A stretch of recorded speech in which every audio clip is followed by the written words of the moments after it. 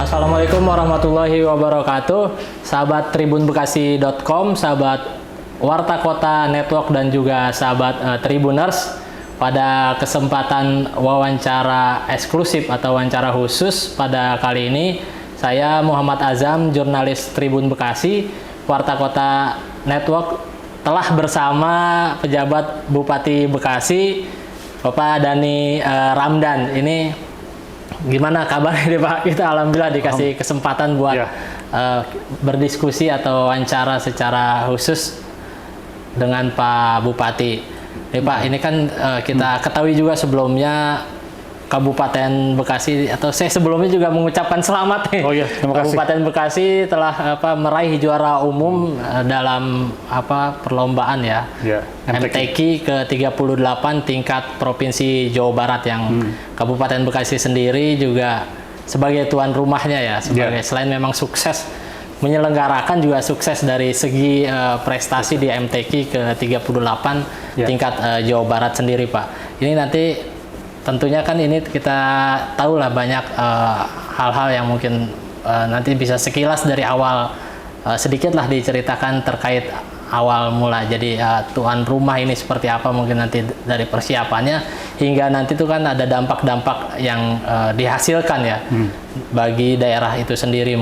Mungkin dari jumlah pesertanya yang kita lihat bersama memang cukup banyak, bahkan di awal pembukaannya atau ta'aruf pawai ta'aruf ini mencapai 15.000 masyarakat, baik itu peserta kafilah maupun juga masyarakat yang turut hadir gitu Pak. Ini selama perjalanan MTQ ini mungkin bisa di sekilas sedikit diceritakan awal penunjukan jadi tuan rumah, sedikit persiapannya seperti apa, dan melihat acara kemarin seperti apa gitu Pak.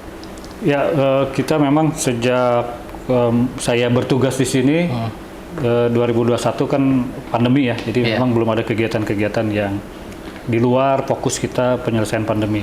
Baru pas penugasan tahun 2022 Mei berkesempatan untuk mendampingi kafilah MTQ Kabupaten Bekasi di MTQ ke-37 di Sumedang. Dari situ saya ngobrol-ngobrol, ternyata Kabupaten Bekasi belum pernah menjadi tuan rumah lagi, karena dulu pernah 32 tahun yang lalu masih bergabung antara kota dan kabupaten gitu. Sejak pindah ke Cikarang ini belum pernah jadi tuan rumah. Jadi saya tanya-tanya gimana caranya supaya jadi tuan rumah. Bicara dengan LPTQ, ajukan aja proposal, karena saya lihat fasilitas di Sumedang itu juga kurang memadai gitu, terutama hotel dan sebagainya kurang. Jadi ada yang dari Bandung, akhirnya dari Jatinangor, jauh-jauh gitu. Saya kira kalau di Cikarang udah siap semua gitu. Terus yang kedua juga prestasi kita juga tidak jelek-jelek amat gitu. Kemarin kebetulan di Sumedang itu naiklah dari peringkat 8 ke peringkat 4 dulu di Sumedang. Dari situ ada keyakinan nih kayaknya bisa jadi tuan rumah. Nah, kemudian secara resminya kita ngajukan itu di tahun berikutnya, tahun 2023 di STQ, ajang seleksi tilawatil Quran di Kota Bandung. Dan prestasi kita naik ke peringkat 2 gitu. Tambah yakin nih kita, kayaknya kita bisa nih jadi tuan rumah sekaligus untuk mencapai gelar juara umum. Dengan beberapa kali diskusi, tentu dicek, disurvei ke sini kesiapannya, kemudian kemampuan anggaran dan sebagainya, ya akhirnya bisa meyakinkan kita ditunjuk jadi tuan rumah MTQ 2024 gitu. Setelah 32 tahun hanya jadi peserta di tempat lain. Ini kan pelaksanaan MTQ sendiri kan mulai dari tanggal 27 April sampai 4 Mei penutupan kemarin Dan ini juga mendapat banyak sekali apresiasi khususnya dari pejabat Gubernur Jawa Barat Bapak Bayi Mahmudin, terus juga dari Sekda Provinsi Jawa Barat yang terakhir di penutupan itu ini kelasnya udah kelas nasional itu disebutkan gitu kan. Dan bahkan ada misalnya pesan-pesan yang disampaikannya itu juga memang menjadi daya tarik kemasannya, sehingga orang masyarakat yang jadinya belum tahu MTQ apa sih akhirnya jadi ingin mencari tahu gitu MTQ itu itu ada kiat strateginya sih buat kayak misalnya dari latar panggung yang megah lah gitu, terus kemudian kemasan acara yang memang ibarat kata ini mohon maaf kan kadang kayak MTQ ini kurang jadi minat dah dari masyarakat. Kurang populer lah ya. Kurang populer di masyarakat, tapi ini orang akhirnya jadi bertanya-tanya kan, itu kemarin apa sih, rame siapa nih? Walaupun memang sebetulnya telat, cuman seenggaknya jadi orang jadi rasa penasarannya tentang MTQ itu kuat. Itu apa sih misalnya strategi yang dilakukan oleh pemerintah Kabupaten Bekasi sebagai tuan rumah? Jadi ketika kita menjadi ditunjuk tuan rumah, kita juga melihat bagaimana orang lain melaksanakan kegiatan sebagai tuan rumah, dan itu memang kesannya sepi gitu. Hanya pembukaan aja rame, setelah itu hari-harinya sepi, penutupan juga sepi, minat penonton kurang gitu, karena beda dengan pertunjukan band lah, penuh, rame, orang jauh-jauh datang, atau wayang golek kalau di sini penuh gitu. Maka saya bilang kalau begitu MTQ-nya harus ada bandnya, dan ada hiburan keseniannya gitu, supaya orang datang, dan harus spektakuler.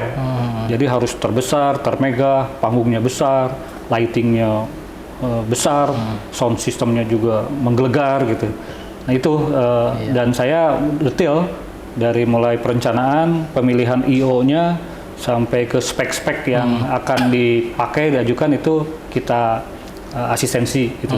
Dan tentu saja anggarannya juga kita cukupkan, karena ini kan 2 anggaran nih, dari provinsi dan dari kabupaten, APBD Kabupaten Bekasi. Kuncinya adalah anggarannya harus rupiah demi rupiah digunakan untuk kepentingan itu. Itu yang pertama. Yang kedua, spesifikasi dari setiap komponen tadi, tenda, panggung, sound system, lighting, harus yang paling maksimal dan diuji oleh kita, betul. Dan bukan hanya di panggung, di tiap lomba juga 12 venue itu sound systemnya kita cek satu persatu, panggungnya, stage-nya, dekorasinya kita cek sesuai nggak dengan spek yang mereka ajukan, desain, gambar, warna, itu kita koreksi semua. Akhirnya muncullah helatan, gelaran MTQ yang sebesar dan pengecekannya rinci itu, detail itu sampai ke hal kecil lah istilahnya. Betul. Estetikanya, panduan warnanya kita supaya menarik begitu. Dan terbukti kan, ternyata dengan cara seperti itu animo masyarakat membludak gitu. Pawai Ta'aruf dinilai sebagai pawai Ta'aruf termeriah dalam sejarah, karena 15.000 orang hadir, dan kita ambil strategi tidak di tengah kota tapi di Central Park, di tengah danau, keliling danau, sehingga terkonsentrasi gitu masyarakat itu di situ, jadi kemeriahannya maksimal. Pada posisinya tuh istilahnya jauh kemana-mana tapi tumplek gitu sampai akhirnya ramai bahkan kan sampai sama macet. Di sini juga pelaksanaan kan kita fokuskan di komplek perkantoran Pemkab ini, memang jauh dari mana-mana, tetapi karena terpusat akhirnya jadi orang kumpul di situ, jadi dalam sekali datang dia bisa melihat ke 12 lokasi pertandingan, sehingga akhirnya orang ramai gitu di situ. Itu terkait penyelenggaraannya ya. Kalau untuk strategi juara umumnya ini seperti apa? Ya, kita melihat bahwa untuk jadi juara umum ini kita memang sebenarnya kalau potensinya sudah cukup bagus, cuman kesiapan kadang-kadang suka terlalu mepet gitu. Makanya untuk MTQ kali ini, apalagi kita tuan rumah, persiapannya lebih panjang, setahun penuh gitu. Kalau biasanya kita hanya sebulan 2 bulan menjelang MTQ baru ngumpulin siapa nih pesertanya, kemudian tidak lengkap pesertanya. Jadi dari 12 cabang itu mungkin hanya 8, hanya 10 maksimal gitu, tidak lengkap. Nah kalau kemarin kita full lengkapi. Poinnya sampai kan jaraknya agak jauh juga tuh. Agak jauh karena di setiap cabang kita jadi pemenang. Mulai dari ada yang juara 1, 2, 3 sampai harapan 1, 2, 3 kan itu ada poinnya semua. Jadi ketika diakumulasi jadi besar. Nah jadi semua cabang kita ikuti dan kita siapkan personilnya selama setahun dengan mendatangkan pelatih tidak hanya lokal Bekasi tapi juga dari Jawa Barat dan dari nasional, sehingga kita menghadapi MTQ Jawa Barat provinsi serasa akan menghadapi MTQ nasional begitu. Gitu. Semangatnya menghadapi nasional ya, termasuk persiapan kafilah pelatihnya itu dioptimalkan. Pak Bupati, ini terkait dampak ekonomi ini, hitungan kan dari pihak PHRI juga udah menyebutkan okupansi juga mengalami peningkatan ya, bahkan tercatat sampai 80% peningkatannya itu.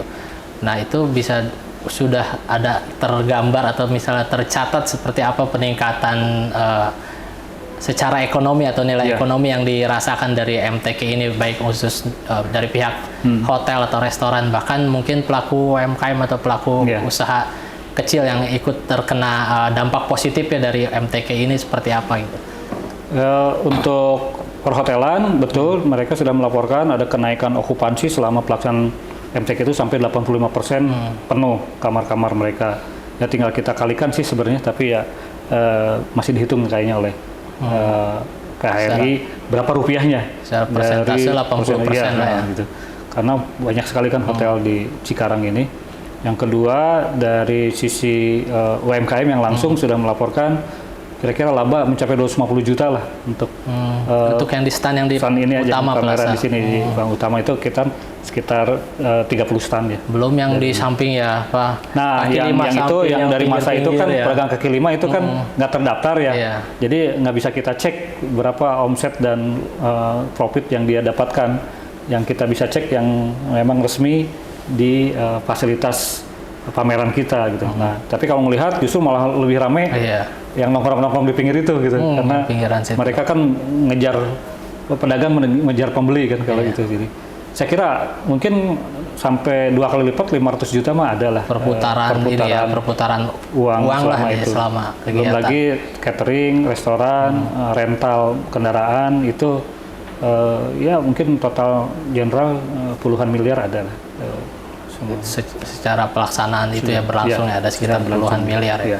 Pak, ini kan selain sukses dari dampak positif ekonomi itu juga kan memang kalau kembali lagi ke nilai atau tujuan dari MTQ ini kan selain memang perlombaan ada nilai-nilai yang dari Al-Quran itu sendiri ya, baik itu mungkin secara bacaan atau teori itu bagus, misalnya makhrajul hurufnya, lagamnya, tapi juga kan ada makna kandungan dari ayat-ayat tersebut yang bisa diaplikasikan ya ke dalam itu. Termasuk kan dari pesan Sekda Jawa Barat juga ya, bahwa ini juga bisa, jika diterapkan ini bisa memajukan suatu daerah gitu ya. Betul. Jadi memang tujuan kita menjadi tuan rumah dan menggebiarkan MTQ ini adalah untuk membuat kepenasaran memang. Benar. Terutama anak-anak muda gitu. Biasanya MTQ ngapain sih lah, MTQ udah nggak zaman.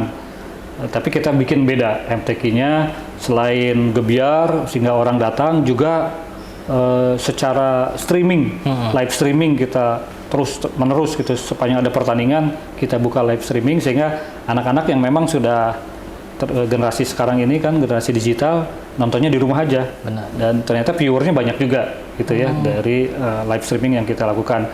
Nah, kenapa harus seperti itu? Kita sebenarnya ingin membangkitkan keingintahuan, kepenasaran. Apa sih MTQ kok rame-rame, spanduknya di mana-mana, panggungnya segede itu. Nah, akhirnya mereka ngebuka mungkin linknya atau datang langsung ke sini. Memang ada yang kita mobilisasi juga, itu dari anak-anak pesantren, santri-santri dan anak-anak sekolah. Itu digilir setiap hari. Nah, kalau itu tujuannya pertama supaya mereka mengenal, yang kedua kami berharap mereka terinspirasi. Dari melihat ada qori'ah yang bagus sekali bacaannya, sound systemnya juga kita bikin bagus sekali, bersih, jadi bening, gelegar tapi bening gitu. Mereka jadi tertarik gitu, ternyata jadi tilawah atau jadi qori'ah tuh menyenangkan juga ya, seru gitu. Apalagi di kelas tafsir, di lomba tafsir, menerjemahkan Al-Quran itu kan adu kecerdasan. Di hafalan juga, itu juga adu hafalan. Di cerdas cermat, di karya tulis Quran, dan juga di kaligrafi, itu semua punya sisi menariknya masing-masing. Nah, begitu mereka ingin datang, mengenal atau melihat melalui YouTube, mereka tertarik. Tujuan berikutnya mudah-mudahan mereka tergerak untuk mempelajari Al-Quran. Jadi sebenarnya ini dakwah, cuman dakwah itu tidak harus diartikan dengan ceramah saja. Dakwah Al-Quran itu bisa dengan cara perlombaan seperti ini, dengan gimmick-gimmick, menggunakan panggung-panggung yang bagus, yang hebat, kelas konser, kayak gitu. Sehingga anak-anak tertarik, nanti kemudian mendalami. Nah, tujuan akhirnya menghayati dan mengamalkan nilai-nilai Al-Quran. Itu tujuannya. Semeriah dan semegah ini jadi trigger sebenarnya Kabupaten Bekasi, jadi pendorong buat mungkin jadi mulai penasaran, akhirnya pas MTQ berikutnya bisa jadi barometer ikutan lah, gitu. Kita berharap begitulah. Jadi nanti ke depan MTQ ini naik kelas lah gitu ya, tidak hanya kelas pinggiran yang tidak ditonton gitu, tetapi menjadi sebuah event yang orang penasaran datang dan memetik hikmahnya. Jadi bukan saat pembukaan, bukan saat penutupan, bahkan sampai juara umum pun tetap pawai ya, pawai kemenangan tadi hari ini kan yang kalau pawai itu ya buat pertama penasaran juga ini pawai apa sih? Ya. Supaya kita tidak langsung hilang dari peredaran. Jadi gema MTQ yang sudah menggaung ini kita coba terus pertahankan supaya orang yang kemarin sudah mulai tertarik masih akan melanjutkan eksplorasinya dan satu hal bergengsi jadi ajang bergengsi jadinya. Jadi dengan kita gelar tadi pawai itu pertama ingin terus menggaungkan MTQ, yang kedua juga sebagai apresiasi terhadap perjuangan para kafilah ya, para kori-kori yang itu dengan memperkenalkan masyarakat ini loh pejuang-pejuang kita ini, mereka yang memang sudah setahun bahkan mungkin sejak tahun-tahun sebelumnya, sejak mereka masih belia sekali sudah melatih diri, disiplin untuk bisa mencapai kemampuan seperti yang mereka tunjukkan di MTQ. Lalu kita beri apresiasi sehingga sekali lagi menginspirasi bagi anak-anak yang lainnya. Dari situ aja ketika perlakuannya apresiasi luar biasa, sebenarnya bisa muncul bibit-bibit baru sebenarnya. Pasti, mungkin dia yang udah punya bakat cuman karena merasa nggak diapresiasi kali kan, jadi hanya dipendam aja gitu, hanya di secara pribadi kan. Ini bisa muncul para kafilah-kafilah baru lah, bibit baru di berikutnya. Pak, ini terakhir ini kan ada hal atau pesan yang ingin disampaikan ke seluruh elemen masyarakat atau termasuk juga OPD ya. Karena kan juara umum MTQ ini kan memang indikatornya ini sebagai hal yang religius kan. Misalnya Kabupaten Bekasi meraih juara umum MTQ, berarti kan jadi tanda kutip atau jadi barometernya, wah Kabupaten Bekasi daerah religius bisa juara umum. Betul. Tapi tentunya itu kan harus dibarengi juga dengan di lapangannya seperti apa sih yang memang kita nggak bisa bohongi ya. Misalnya ada kejadian-kejadian mungkin tawuran atau mungkin begal yang bahkan melibatkan para remaja ya. Nah itu kan tentunya harus diseimbangkan lah mungkin dari segi pengembangan SDM gitu kan. Nah itu ada langkah atau pesan sendiri bagi Betul. Jadi ada teori labeling ya dalam psikologi itu, di mana perilaku kita itu dipengaruhi oleh label orang terhadap kita. Kalau kita dikasih label, oh ini soleh, biasanya perilaku kita terjaga oleh, oh kamu mah orang pinter, kita juga berupaya menjaga label itu. Nah daerah juga sama, kabupaten kita ini harus punya label yang bagus. Label sebagai daerah industri bagus, tapi kalau hanya itu khawatir nanti hanya seperti robot di industri gitu, hanya bekerja untuk menghasilkan produksi tanpa sisi dimensi kemanusiaannya, itu dimensi religi.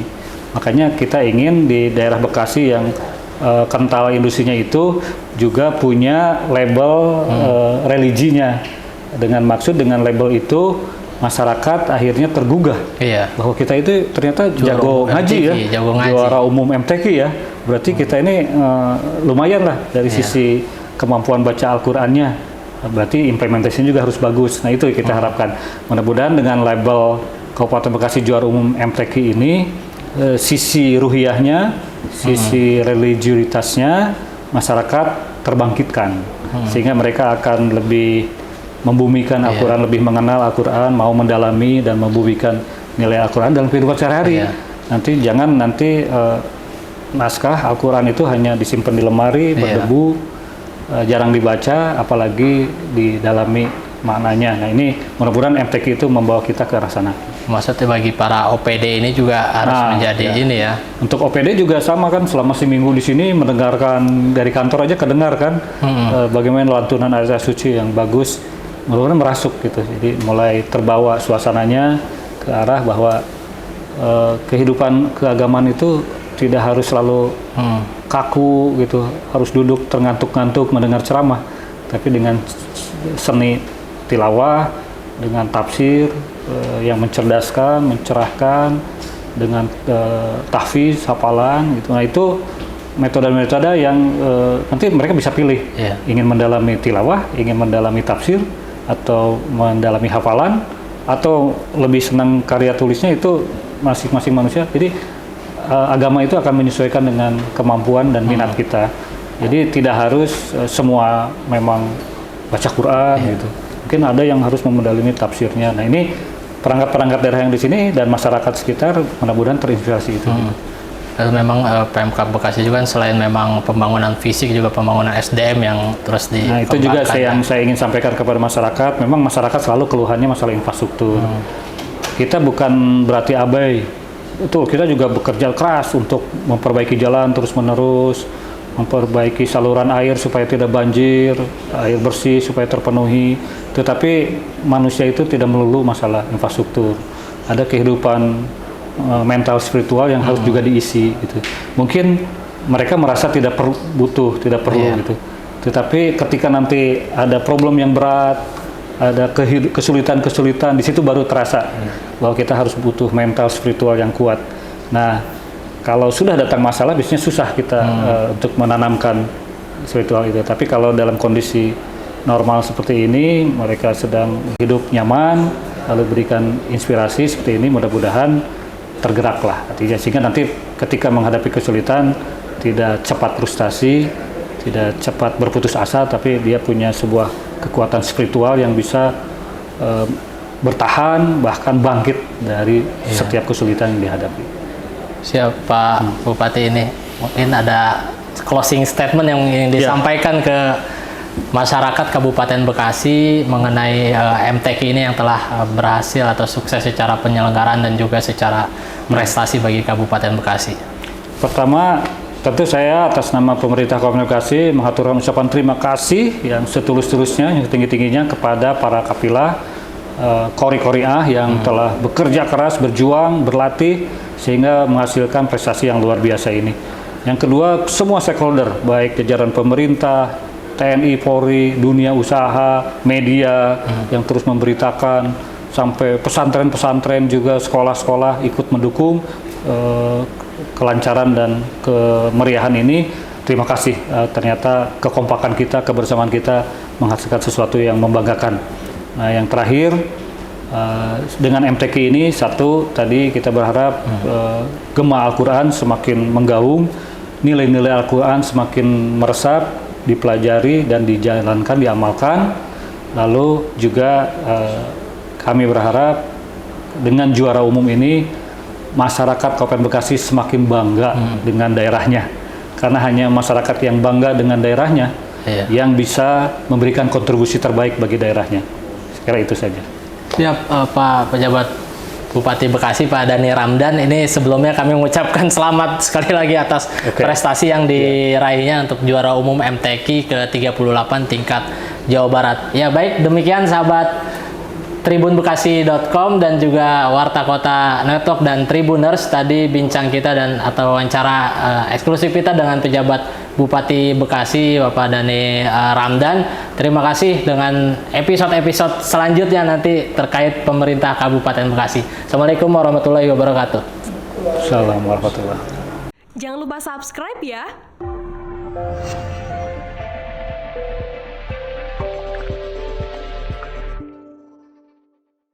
Jangan lupa subscribe ya.